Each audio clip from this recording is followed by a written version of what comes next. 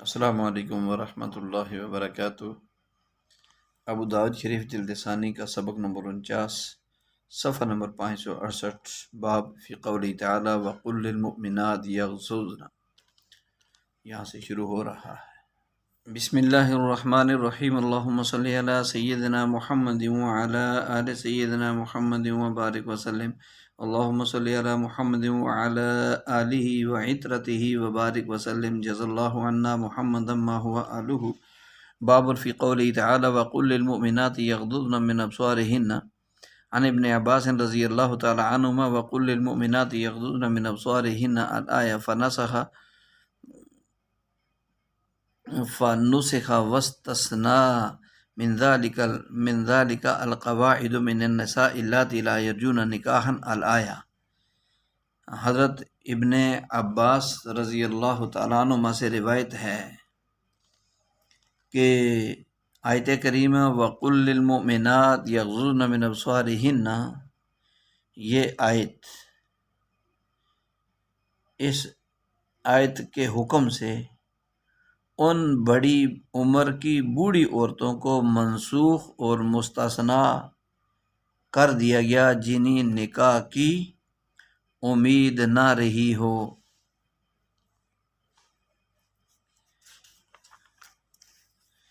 تو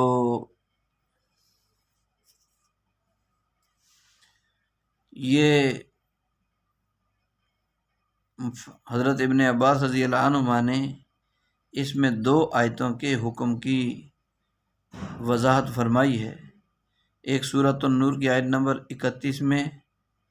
مطلق طور پر جملہ مؤمن مستورات کو خطاب ہے، تمام مومن مستورات کو، کہ اپنی شرمیلی نگاہ نیچے رکھیں۔ یہ حکم بلا تخصیص سب کے لیے عام ہے۔ پھر آیت نمبر 60 میں ان عورتوں کے لیے کچھ تخفیف اور گنجائش ہے، استثناء مذکور ہے کہ جو عورتیں بڑی عمر کی وجہ سے نکاح کی امید اور شہوت اور حیض اور ولادت کے سلسلے سے گزر چکی ہوں، یعنی نہ تو امید ان کو ولادت کی ہو، نہ حیض آتا ہو، نہ شہوت اور نہ ہی نکاح کی تمنا، اور بالکل بڑھاپے کو پہنچ گئی، تو ان کے لیے یہ تخفیف ہے کہ 3 کپڑوں سے زائد بڑی چادر وغیرہ اتار سکتی ہیں، بشرطے کہ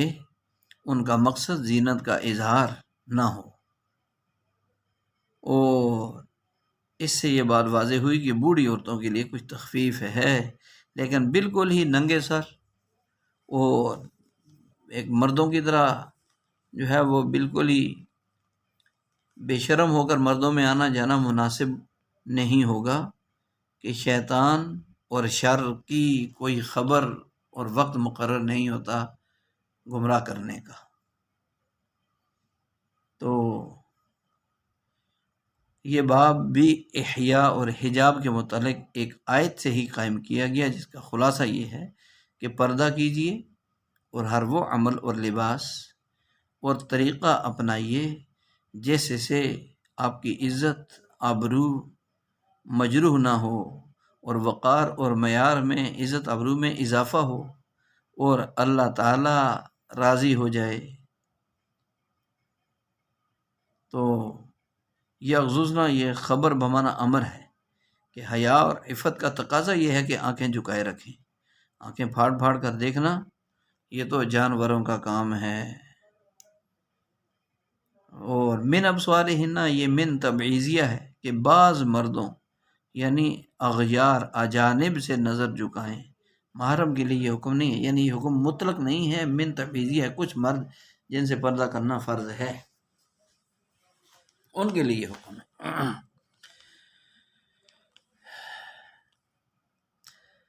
عن ام سلمة رضی اللہ تعالی عنہ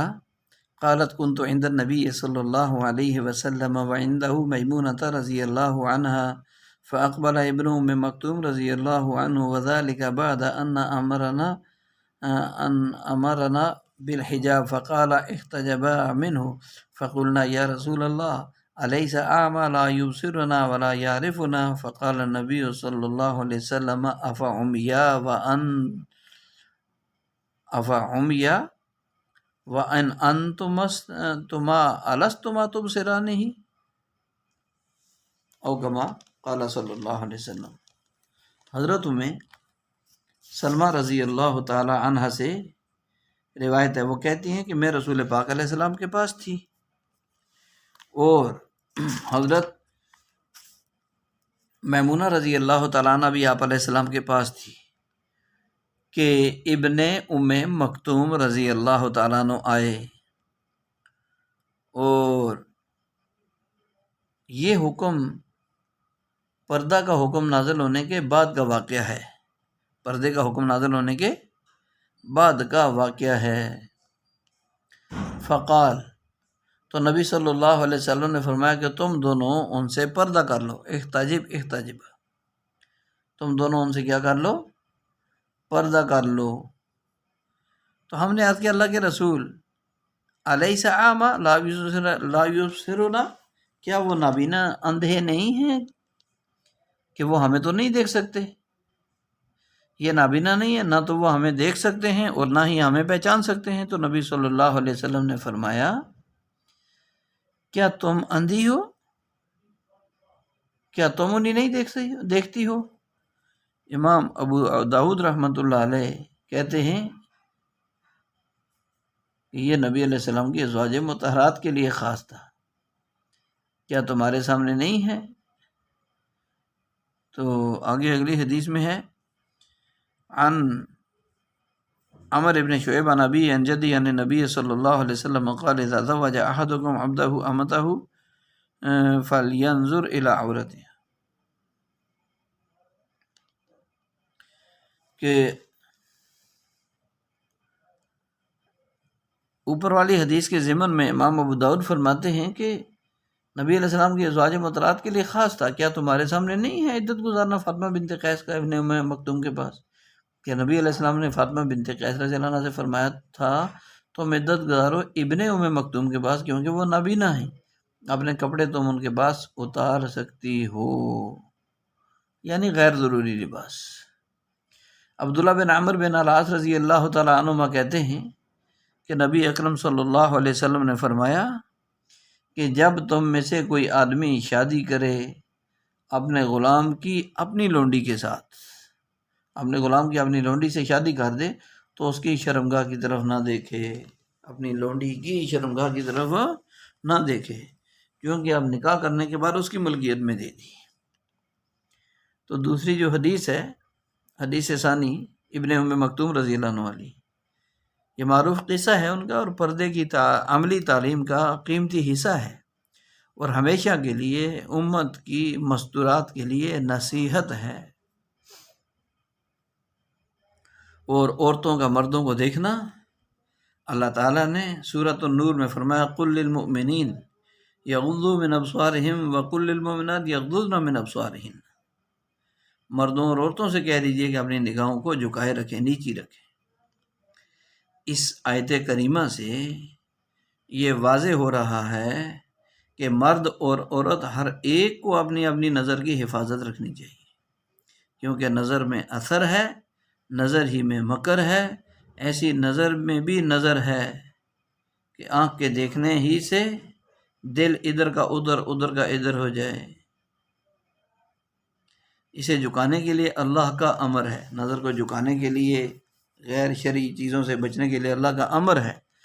بد نگاہی بھی تو قہر خدا ہے، نیچی نگاہ والوں کے لیے جام کوثر ہے، بد نگاہی کے لیے تو قہر ہے، بد نگاہ نیچی نگاہوں کے لیے جام کوثر ہے۔ اللہ کا دیدار سب سے برتر، اس لیے مردوں کی طرح عورتوں کے لیے بھی یہی حکم ہے کہ وہ مردوں کو نہ دیکھیں، مرد عورتوں کو نہ دیکھیں، یہ حکم ہے، لیکن عورتیں مردوں کو نہ دیکھیں، یہ بھی حکم ہے، دونوں کے لیے حکم ہے۔ اس میں بعض نے اختلاف نقل کیا، لیکن جملہ علماء کا اس بات پر اتفاق ہے کہ جو چیز فتنے میں پڑنے کا سبب ہو یقیناً وہ ممنوع ہے، واجب الترک ہے، اس کا چھوڑنا واجب ہے۔ بد نگاہی کا سبب، فتنے کا سبب ہونا اور مضر ہونا، یہ تو اظہر من الشمس ہے، سورج سے بھی زیادہ روز روشن کی طرح ہے، اور اس پر بے شمار واقعات قدیم اور جدید کتابوں میں لکھے ہوئے تو حدیث باب میں تصریح ہے کہ امت کی مائیں ہیں جنہیں ارشاد ہوتا ہے کہ تم نابینا امہات المومنین ہیں نا، نبی علیہ السلام کی ازواج مطہرات پوری امت کی مائیں ہیں،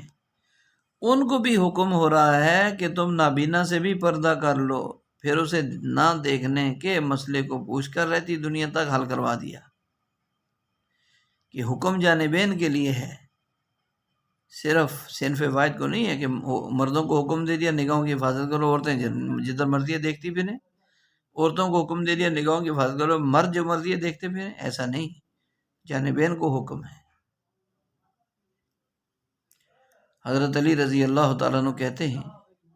کہ ایک دن مسجد نبوی اور مجلس نبوی میں یہ بات زیر بحث آئی کہ عورتوں کے لیے سب سے بہتر کیا ہے اور مردوں کے لیے سب سے بہتر کیا ہے۔ خوب کوشش کی لیکن مسئلہ حل نہیں ہوا، مجلس ختم ہو گئی۔ حضرت علی فرماتے ہیں رضی اللہ عنہ میں گھر گیا، اللہ اکبر، صحابہ کے گھروں میں بھی تعلیمی ماحول اور علمی بحث مباحثہ ہوتا، قرآن کی آواز آتی تھی۔ تو میں نے اپنی اہلیہ حضرت فاطمہ رضی اللہ عنہ سے یہ ذکر کیا اور یہ بھی بتایا کہ اس کا جواب تاحال نہیں ملا۔ تو حضرت فاطمہ رضی اللہ عنہ نے فرمایا اللہ یرین الرجال ولا یرونہن، عورتوں کے لیے بہتر یہ ہے کہ وہ مردوں کو نہ دیکھیں اور مردوں کے لیے بہتر یہ ہے کہ وہ عورتوں کو نہ دیکھیں۔ اللہ اکبر، حضرت فاطمہ رضی اللہ تعالیٰ عنہ۔ حضرت علی رضی اللہ تعالیٰ نے مسجد میں آ کر یہ جواب بتایا تو آپ صلی اللہ علیہ وسلم نے فرمایا ہاں درست جواب دیا، فاطمہ تو بضعۃ منی، فاطمہ تو میرے جسم کا حصہ اور میری لخت جگر ہے۔ یہ انعامات المنعم پہلا باب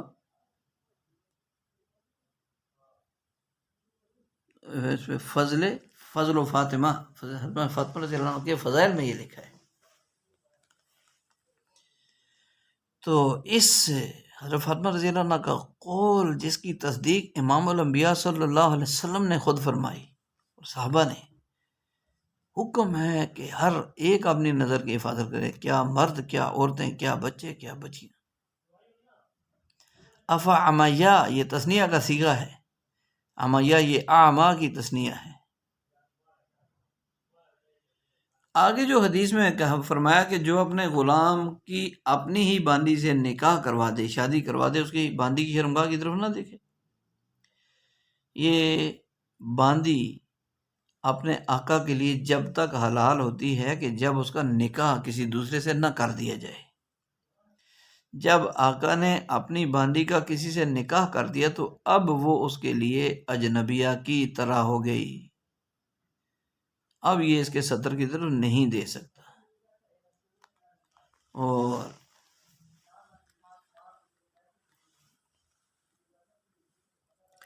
عن عمر بن شعیب عن ابی عن جدی رضی اللہ عنہ عن النبی صلی اللہ علیہ وسلم قال اذا زوج احدكم خادمه عبده او اجيره فلا ينظر الى ما دون سره وفوق الركبه، قال ابو داود ثوابه ثواب بن داود وفيهم وهم فيه وكيع، کہ حضرت عبداللہ بن عمر بن العاص رضی اللہ تعالیٰ عنہ کہتے ہیں نبی اکرم صلی اللہ علیہ وسلم نے فرمایا جب تم میں سے کوئی شادی کرے اپنی لونڈی کی اپنے غلام سے یا مزدور سے تو وہ اس لونڈی کے اس حصے کو نہ دیکھے جو ناف کے نیچے اور گھٹنے کے اوپر ہے۔ امام ابو داؤد رحمہ اللہ کہتے ہیں صحیح سوار بن داؤد مزنی سیرفی ہے، وکی کو ان کے نام میں وہم ہوا ہے۔ تو یہ اس باب کی آخری حدیث، تو اس میں بھی یہی ہے۔ تو ان دونوں حدیثوں کو، حدیث رابع اور حدیث ثالث کا مضمون ایک ہے، دونوں حدیثوں میں بھی اپنی منکوحۃ الغیر لونڈی کے سطر، یعنی اپنی وہ لونڈی جس کا نکاح کسی غیر سے خود کروا دیا آقا نے، اس کے سطر کی طرف نہ دیکھا جانا مذکور ہے، اس لیے اسی باب میں مذکور ہوئی۔ اور باندی کا سطر شوافے اور مالکیہ کے نزدیک باندی کا سطر ناف سے گھٹنوں تک، یعنی جیسے عام مردوں کا ہے، جبکہ امام ابو حنیفہ رحمہ اللہ اس میں ظہر اور بطن یعنی پیٹ اور پیٹھ پشت کو بھی شامل کیا ہے، اور یہی زیادہ بہتر ہے، یعنی باندی کے سطر میں اس کا پیٹ، اس کی پشت بھی شامل ہے، اس کا بھی سطر ہے، یعنی گردن سے نیچے گھٹنوں تک کا سارا جسم سطر ہے، اور یہی زیادہ بہتر ہے، اور زیادہ محتاط پہلو یہی ہے۔ باب الاختمار یعنی کیف الاختمار ہو کہ سر پر اوڑھنی یا دوپٹہ عورت کیسے اوڑھے، اس کے بارے میں یہ باب۔ عن ام سلمہ رضی اللہ تعالی عنہ ان النبی صلی اللہ علیہ وسلم دخل علیہا وہی تختمر فقال لیتا لا لیتین، قال ابو داود ومعنى قوله لیتا لا لیتین یقول لا تعتم مثل الرجل لا تکرره طاقا او طاقین۔ ام المومنین حضرت ام سلمہ رضی اللہ تعالیٰ عنہ سے روایت ہے کہ نبی اکرم صلی اللہ علیہ وسلم ان کے پاس تشریف لائے، وہ اوڑھنی اوڑھے ہوئے تھی، یا تختہ میرو۔ آپ علیہ السلام نے فرمایا ایک پیچ رکھو، دو پیچ نہ رکھو، یعنی دوپٹہ سر پر لیا اور دائیں طرف والا جو پلو ہے اس کو گھما کر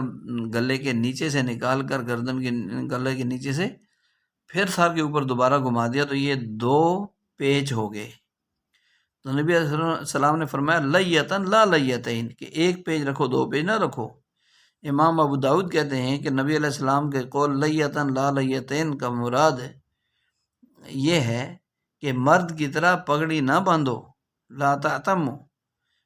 مرد کی طرح پگڑی نہ باندھو کہ اس کے ایک یا دو پیچ کو دورہ کرو۔ ٹھیک ہے، تو اس حدیث میں لا لفتین، ایک لغت میں لا لفتین ہے، لا لیتین کی جگہ، پہلا لو سے اور دوسرا لففہ سے۔ تو بہرحال دو پیج دینے سے مردوں کی پگڑی کے ساتھ مشابہت ہے، اور وہ ایسے ہی عورتیں جو مردوں کے ساتھ لباس وغیرہ میں جوتے پہننے میں مشابہت رکھتی ہیں ان پر لعنت کی گئی ہے، ایسے ہی مرد جو عورتوں کی مشابہت اختیار کرتے ہیں لعنت کی گئی ہے۔ جیسے بعض عورتیں پٹی نما بل دے کر باندھ لیتی ہیں، اس سے یہ بھی معلوم ہوا کہ دوپٹے اور اوڑھنی کو ایک آدھ بل دینا چاہیے تاکہ بار بار گرے نہیں، جس سے اسباق میں یا معمولات میں یا کاموں میں لگنا جو ہے متاثر نہ ہو۔ باقی زیادہ نہیں لپیٹنا چاہیے تاکہ مشابہت سے بھی بچت ہو جاوے۔ آگے باب ہے فی لبس القباطی للنساء، عورتوں کے باریک کپڑے پہننے کا بیان۔ عن دحیۃ بن خلیفۃ الکلبی رضی اللہ تعالیٰ عنہ انہ قال رسول اللہ صلی اللہ علیہ وسلم بقباطی انہ اتی رسول اللہ صلی اللہ علیہ وسلم بقباطی فآتانی منها قبطیۃ فقال اسدعها صدعين فاقطع احدهما قميصا وآتى الآخر امرأتك تختمر به فلما ادبر قال وأمر امرأتك وأمر امرأتك أن تجعل تحته ثوبا لا يصفها۔ قال ابو داود رحمہ اللہ رواہ یحییٰ بن ایوب وقال عباس بن عبید اللہ ابن عباس، کہ حضرت دحیہ بن خلیفہ کلبی رضی اللہ عنہ کہتے ہیں کہ رسول پاک صلی اللہ علیہ وسلم کے پاس اوتیا بقباطیہ، کچھ سفید اور باریک مصری کپڑے لائے گئے، تو آپ صلی اللہ علیہ وسلم نے ان میں سے ایک کپڑا مجھے بھی دیا اور فرمایا کہ اس کو پھاڑ کر دو ٹکڑے کر لو، ایک کا کرتا بنا لو اور دوسرا اپنی بیوی کو دے دو، وہ اس کی اوڑھنی بنا لے، دوپٹہ بنا لے۔ پھر جب وہ جانے لگے دیکھیے کلبی رضی اللہ تعالیٰ عنہ، تو آپ علیہ السلام نے اپنی بیوی سے کہو وَأْمُرْ امرأت، اپنی بیوی سے کہو اس کے نیچے ایک اور کپڑا کر لے، اس کے نیچے ایک اور کپڑا کر لے تاکہ اس کا بدن ظاہر نہ ہو۔ امام ابو داؤد کہتے ہیں روایت کیسے یحییٰ بن ایوب نے، اور کہا کہ عباس بن عبید اللہ بن عباس یہ کہا۔ تو باتی یہ قبط اہل مصر کی طرف منسوب ہے، اور قبطی وہاں کے لوگوں کو کہا جاتا ہے۔ تو یہ ایک باریک سفید قطانی کپڑا ہوتا ہے جو مصر میں بنایا جاتا ہے اور قبط کی طرف منسوب ہے۔ حضرت ماریہ قبطیہ رضی اللہ عنہ بھی اسی طرف منسوب تھی۔ تو 2 ٹکڑے کر لیے، میاں بیوی دونوں کے کعبہ جائیں، یہ حکم دیا۔ عام ترین قابل عمل بات آگے فرمائی کہ اہلیہ سے کہہ دو کہ اس کے نیچے استر لگا لے تاکہ بال نظر نہ آئے۔ اب اس حدیث مبارکہ اور اپنے عمل اور شرم و حیا پر ہم موازنہ کر لیں کہ کپڑا دیا اور ارشاد فرمایا کہ کپڑے کے اندر استر ہو تاکہ جسم نظر نہ آئے، اور ہم معمولی گرمی سے بچنے کے لیے باریک کپڑا پہن لیتے ہیں، جسم چھلکتا ہوا نظر آتا ہے،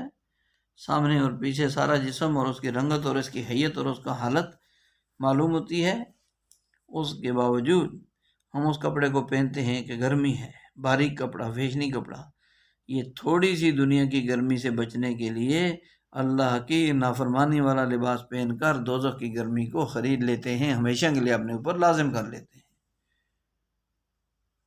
یعنی ہمیشہ سے مراد یہ کہ اس کی سزا، اس لیے اسے بچنا چاہیے کہ تاکہ لباس عورت ذات کا لباس ایسا ہو کہ اگر کہیں پانی کے چھینٹے لگ جائیں، کوئی بارش ہو جائے اچانک، تو اس کا کپڑا پھر بھی ایسا ہو کہ گیلا ہونے کی وجہ سے جسم کے ساتھ چپکے نہیں اور جسم کی تمام حالت نظر نہ آئے اور بال نظر نہ آئے، رنگت نظر نہ آئے، کھال نظر نہ آئے۔ ان احادیث کو بار بار پڑھنا، بار بار سوچنا چاہیے کہ کمال درجے کی شرم و حیا کیسے پیدا ہوگی۔ بار بار ان احادیث کو سننے سے، صحابہ صحابیات ازواج مطہرات کے واقعات کو پڑھنے سے، بولنے سے، سننے سے، دوسروں کو دعوت دینے سے خود اپنے اندر شرم و حیا اور غیرت کمال درجے کو پہنچے گی۔ تو اللہ تعالیٰ ہمیں ان حدیث کی حقیقت اور حلاوت نصیب فرمائے، اور ایسا لباس، ایسی رہائش، ایسا معاش، ایسی چال چلن، ایسی بول چال، ایسا اٹھنا بیٹھنا ہمیں اختیار کرنا ہوگا جو اللہ کے نبی صلی اللہ علیہ وسلم نے خود سکھایا ہے۔ باب ہے فی قدر الذیل، فی الذیل، عورت کے دامن لٹکانے کی مقدار کیا ہو اس کے بارے میں یہ باب ہے۔ عن صفیہ بنت ابی عبید انہا اخبرت ان ام سلمہ رضی اللہ تعالی عنہ زوج النبی صلی اللہ علیہ وسلم قالت لرسول اللہ صلی اللہ علیہ وسلم حین ذکر الازار فالمرأة یا رسول اللہ قال ترخى شبرا قال ترخی شبرا قالت ام سلمہ رضی اللہ عنہ اذن ينكشف عنها قال فذراع لا تزيد علیہ۔ حضرت صفیہ بنت ابی عبید رضی اللہ عنہ خبر دیتی ہیں کہ ام سلمہ رضی اللہ تعالیٰ عنہ جو نبی علیہ السلام کی زوجہ مطہرہ ہیں، نبی علیہ السلام، انہوں نے نبی علیہ السلام سے عرض کیا اللہ کے رسول سے، جس وقت آپ نے تہبان کا ذکر کیا کہ یا رسول اللہ عورت کے لیے کیا حکم ہے، تو آپ علیہ السلام نے فرمایا کہ وہ ایک بالشت لٹکائے، کیا کرے؟ تہبان کو ایک بالشت لٹکائے۔ ام سلمہ رضی اللہ عنہ نے کہا تب تو سطر کھل جایا کرے گا، تو آپ علیہ الصلوۃ والسلام نے فرمایا پھر وہ ایک ہاتھ لٹکائے، اس سے زیادہ نہ بڑھائے، اس سے زیادہ نہ بڑھائے۔ عن ام سلمہ رضی اللہ تعالی عنہ عن نبی صلی اللہ علیہ وسلم بهذا الحدیث قال ابو داود رحمہ اللہ رواه ابن اسحاق ایوب ابن موسیٰ عن نافع عن صفیہ رضی اللہ تعالی عنہ۔ اسی سند سے نبی علیہ السلام سے یہ حدیث مروی ہے۔ امام ابو داؤد کہتے ہیں روایت کیا اسے ابن اسحاق، ایوب بن موسیٰ نے نافع سے، نافع نے صفیہ رضی اللہ عنہ۔ عن ابن عمر رضی اللہ تعالی عنہما قال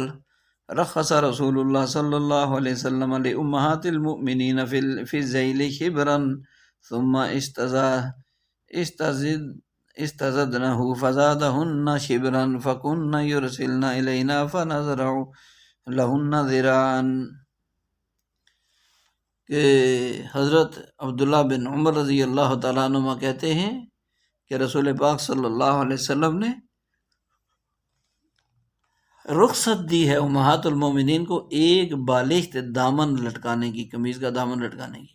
انہوں نے زیادہ کا کہا تو آپ علیہ السلام نے ایک بالشت اور بڑھا دیا، چنانچہ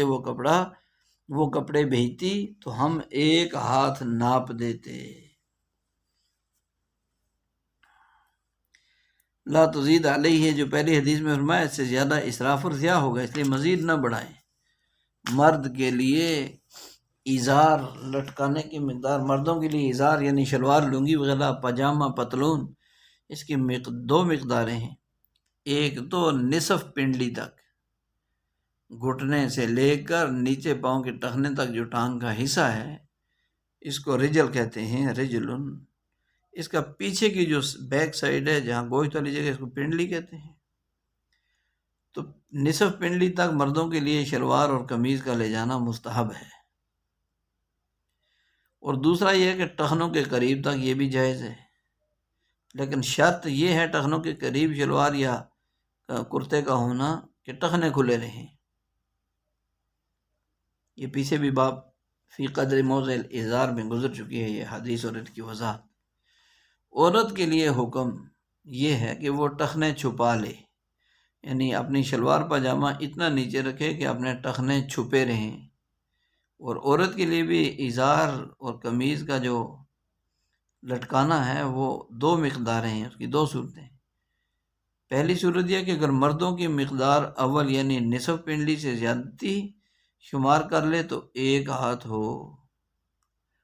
اور دوسرا یہ کہ اگر مردوں کی دوسری مقدار یعنی ٹخنے کے قریب والی سے بڑھائے تو پھر ایک بالشت ہو۔ اسی طرح بھی کہا گیا کہ ایک بالشت بڑھانا مستورات کے لیے مستحب ہے اور ایک ہاتھ بڑھانا جائز ہے۔ عورتوں کے لیے لباس کا ایک بالشت، یہ بالشت ہے، ایک ہاتھ کی چھوٹی انگلی سے لے کر یہاں تک یہ بالشت ہے۔ تو ایک بالشت بڑھانا کیا ہے؟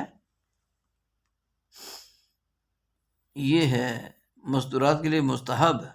اور ایک ہاتھ یعنی کوہنی سے لے کر ہاتھ کی انگلیوں کے اگلے سرے تک یہ ایک ہاتھ بڑھانا جائز ہے۔ اور یہاں پر یہ مسئلہ بھی ہے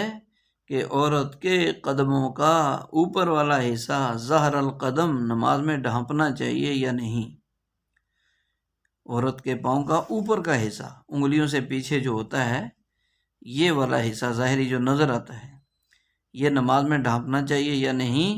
تو شوافع اور حنابلہ کے نزدیک ظہور قدمین یعنی پاؤں کا اوپر کا ظاہری حصہ نماز میں چھپانا واجب ہے،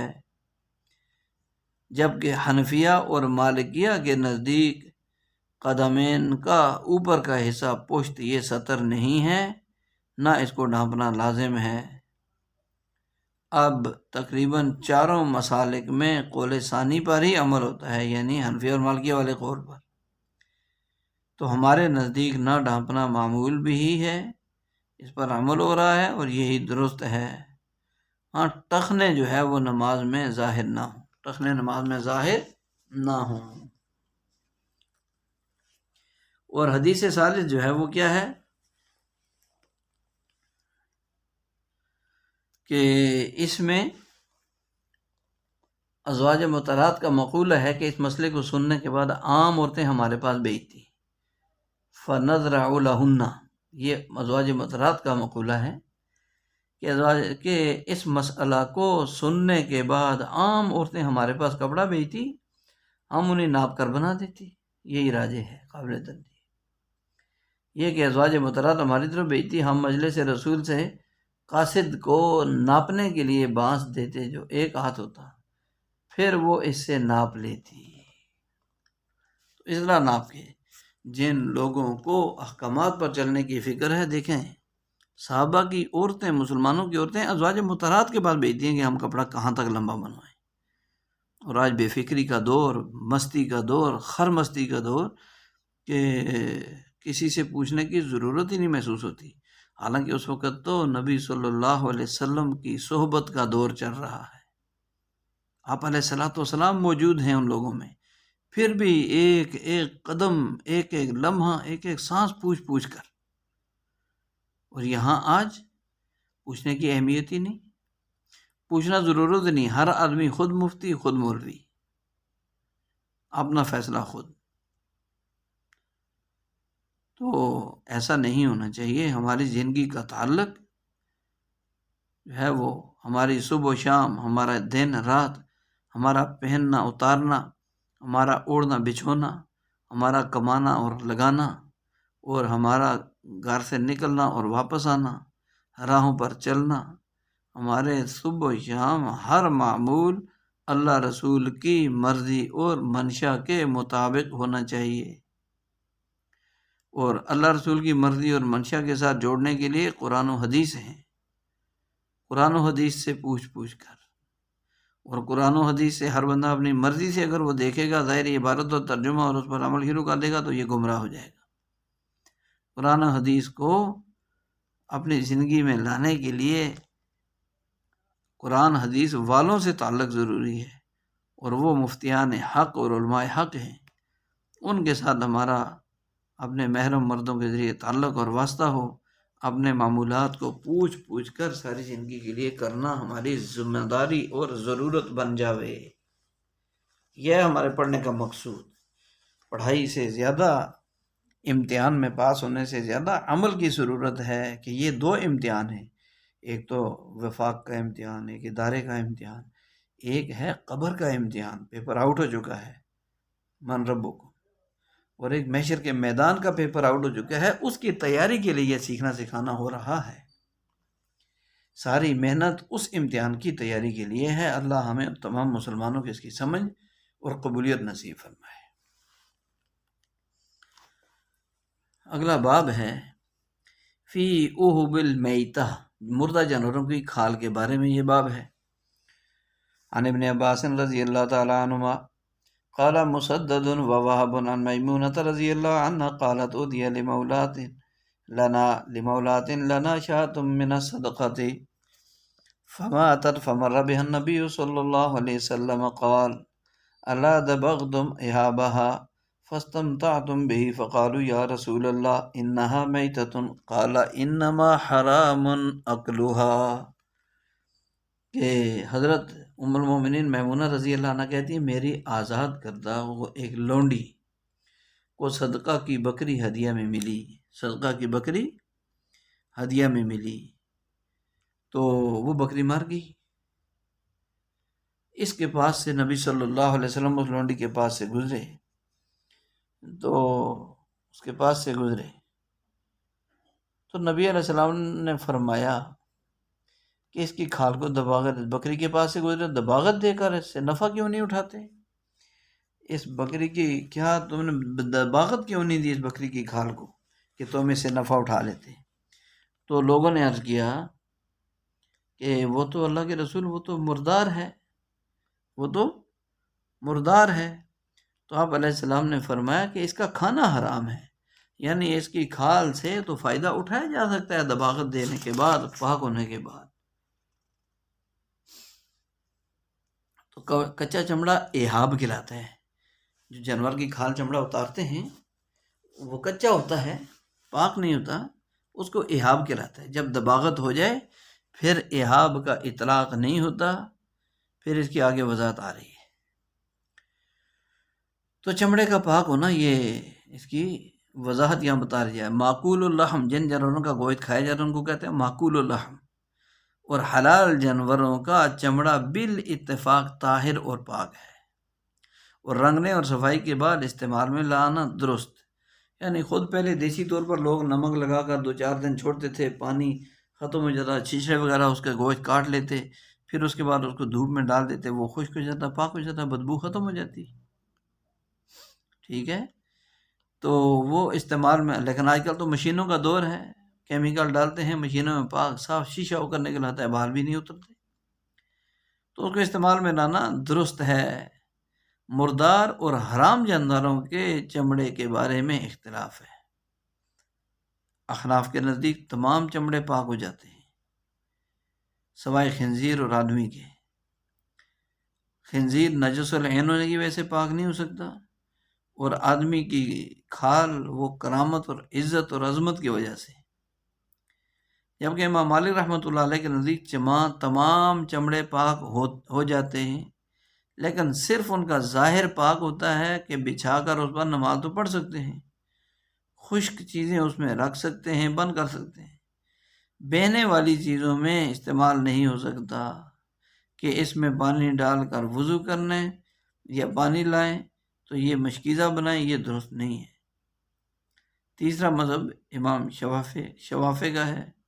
شوافع ائمہ کے نزدیک کلب یعنی کتے اور خنزیر کے سوا سب چمڑے پاک ہو جاتے ہیں اور مکمل پاک ہوتے ہیں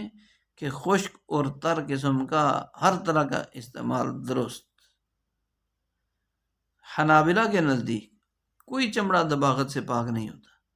یہی ان سے مشہور روایت ہے۔ ایسی ہی ایک روایت امام مالک کی بھی ہے رحمہ اللہ،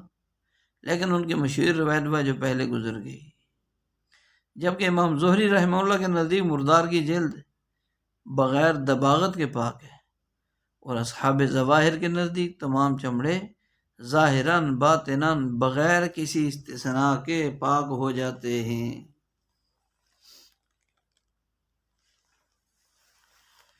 دوسری حدیث بھی وہی ہے، ثم ذکر معنی لم یذکر دباغ،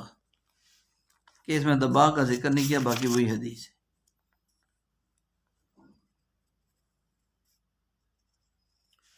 کہ اس سند سے زہری سے بھی یہی حدیث مروی ہے، اس میں انہوں نے ذکر نہیں کیا حضرت میمونہ کا۔ زہری کہتے ہیں آپ نے فرمایا کہ تمہیں کھال سے فائدہ کیوں نہ اٹھا، پھر راوی نے وہی حدیث ذکر کی، دباغت کا ذکر نہیں کیا اس دوسری حدیث میں۔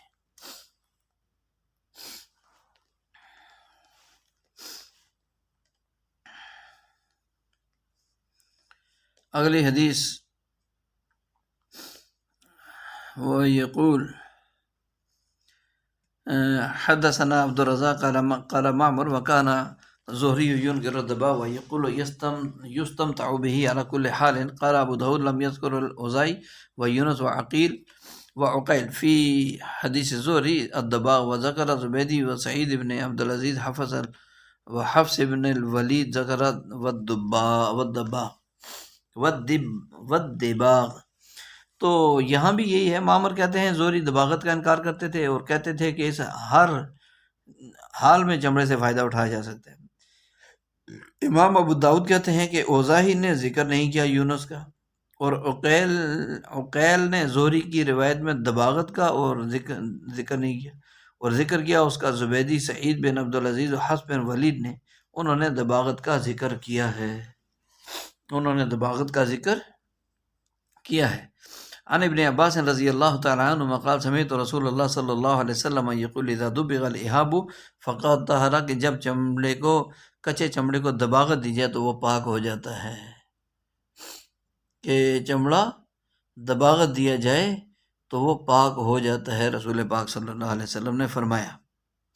عن عائشہ رضی اللہ عنہا زوج النبی صلی اللہ علیہ وسلم ان رسول اللہ صلی اللہ علیہ وسلم امر ان یستمتع بجلود المیتۃ اذا دبغت۔ حضرت عائشہ رضی اللہ تعالی عنہ سے روایت ہے، جو زوجہ مطہرہ ہے نبی علیہ الصلوۃ والسلام کی، کہ رسول اکرم صلی اللہ علیہ وسلم نے مردار کی کھال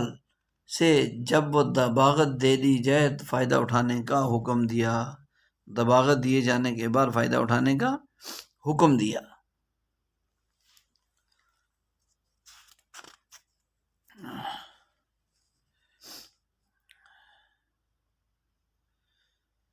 عن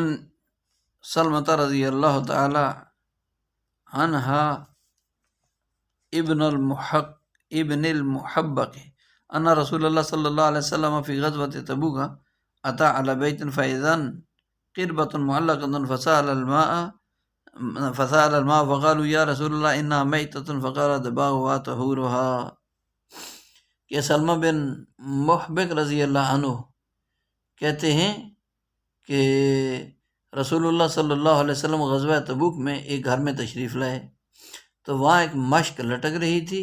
آپ نے پانی مانگا تو لوگوں نے عرض کیا اللہ کے رسول وہ مردار کی کھال ہے۔ آپ علیہ السلام نے فرمایا دباغت سے پاک ہو گئی ہے، دباغت سے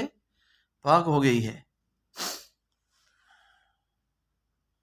دباغت سے پاک ہو گئی ہے۔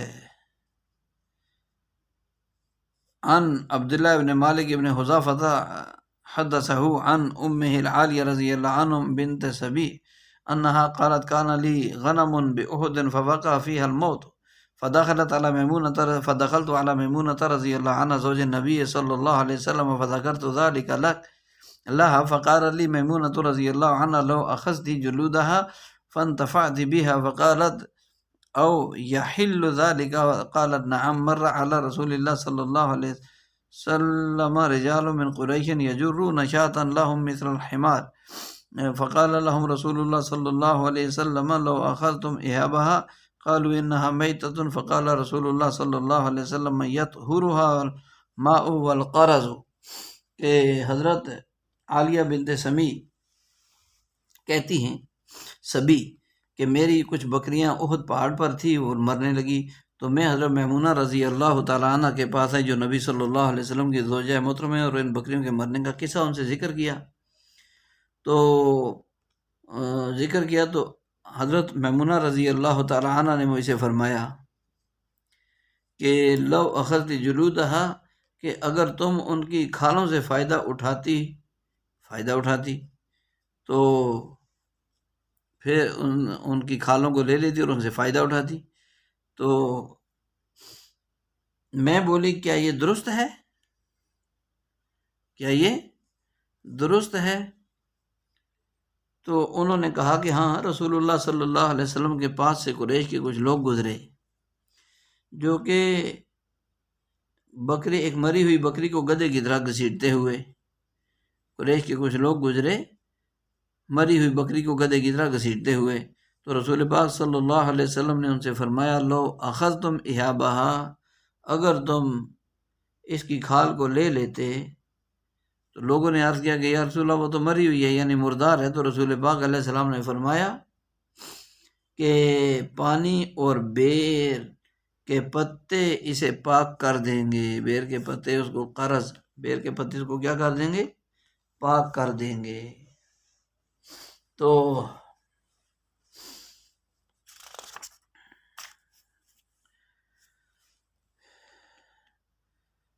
یہ